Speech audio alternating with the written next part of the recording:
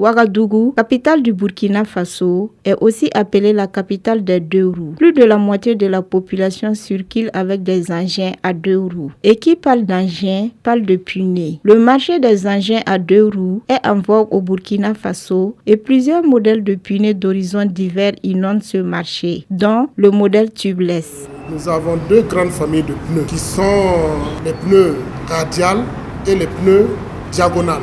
Ça, c'est les deux grandes familles de pneus. À l'intérieur de ces deux grandes familles de pneus, il y a le pneu qui est beaucoup plus utilisé.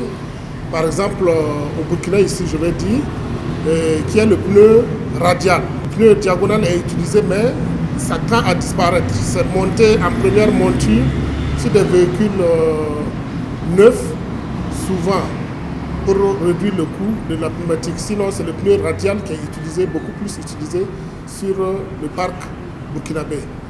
Maintenant, le pneu radial a ses particularités aussi. Et à l'intérieur de ce pneu radial-là, nous trouvons les pneus tubeless et les pneus tube-type. Ce qui veut dire tubeless, c'est un pneu qui est monté sans chambre à air. Et nous avons aussi les pneus tube-type qui est monté avec une chambre à air. Ce faisant, pour Assami Savadogo, le tubeless présente beaucoup d'avantages, à savoir le cas de crevaison en circulation.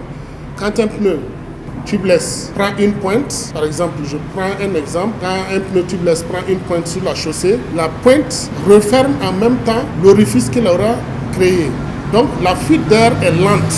Cela permet à l'usager de progresser jusqu'à un point de station pour pouvoir changer sa roue ou bien pouvoir refaire la réparation. Alors que le pneu tube type, là où tu as pris un objet pointu, tu dois t'arrêter immédiatement parce que l'air fuit à l'intérieur entre le pneu et la chambre à air et perd l'air automatiquement. Comme tout autre produit, les tubeless ont aussi des inconvénients. On ne peut pas dire qu'il n'y a pas d'inconvénient à utiliser un produit, mais en réalité, comparé à tout ce qui se trouve sur le marché, le pneu tubeless ne présente pas d'inconvénients comme ça. L'inconvénient, je ne vois pas ce que le pneu tubeless va présenter comme inconvénient. C'est surtout le pneu tube type qui peut présenter des inconvénients quant à son usage. En lieu et place de la chambre à air, le pneu tubeless fait appel à l'usage de produits préventifs. Ainsi, tout comme les pneus, ces produits se présentent sur différents modèles. C'est un produit, en tout cas pneumatique, choisi pour le pneu, qui remplace la chambre à air. Il y en a plusieurs produits, de types de produits. Par exemple, ça c'est Michelin. Il y a ce que vous venez de parler là aussi, tubeless. On utilise ça souvent beaucoup. C'est ça même on utilise beaucoup. Pour pérenniser ces pneus, un secret ultime est à mettre absolument en œuvre, l'entretien, a fait comprendre Assami Savadogo. Les gens perdent beaucoup de pneus tubeless à cause de l'entretien. Pour un pneu tubeless, souvent il faut jeter un coup d'œil sur le pneu, voir s'il n'y a pas un objet qui se coince entre les crampons et qui peut, au fur et à mesure que vous roulez, transpercer le pneu. 2, il faut contrôler l'air, la pression d'air pour les pneus avant et pour les pneus arrière, pour être sûr que le pneu ne roule pas en basse pression ou en haute pression. Parce que quand vous roulez, vous mettez une certaine pression sur le pneu, dans le pneu, et que vous roulez à une certaine vitesse, le pneu perd certaines de ses qualités. Est-ce que vous voyez?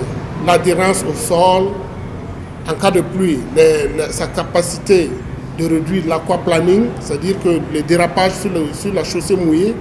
Donc tout ça, c'est des trucs qui sont contrôlés à partir de la pression d'air qu'on introduit dans les pneus. Voilà. Si on met assez d'air, le véhicule peut être emporté par les eaux de la chaussée. Pour les vulgarisateurs, les produits préventifs dans le processus de mise en circulation des engins à pneus sans chambre à air ne présentent pas d'effets nocifs pour leur santé. Du moins, c'est ce que pense Alphonse Wango.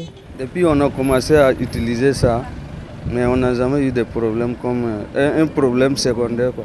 Il faut le rappeler, c'est en 1929 que Edward Briskillen, originaire de la Nouvelle-Zélande, a fabriqué le concept du pneu sans chambre à air. Boama TV, l'autre télé by ProOrg.